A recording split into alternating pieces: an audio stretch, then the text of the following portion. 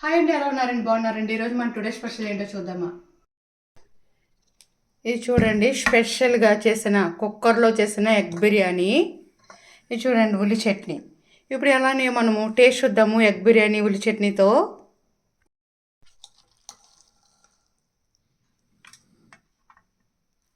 Egg biryani ఎలా ఉందో మనం ఇప్పుడు టేస్ట్ చూద్దాము. వేడి వేడి ఎగ్ బిర్యానీ చూడండి, పొగలు ఎలాగొస్తుందో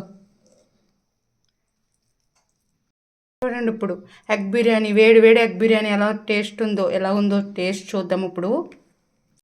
ఇప్పుడు మనము ఎగ్ బిర్యానీ ఎలా ఉందో టేస్ట్ చూద్దామండి. Tasty egg biryani.